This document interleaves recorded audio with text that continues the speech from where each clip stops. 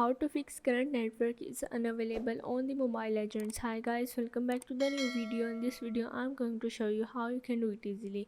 So the steps are very easy and simple, so now let's get started. First of all, you have to go on your phone settings and then go on the app management.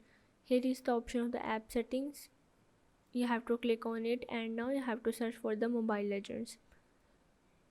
Here you have to go on the storage and the cache and clear its cache. Once you clear the cache, you have to go on the Google Play Store and here you have to update your game. After updating it, you have to click on the Google Chrome and here you have to search for the speed test.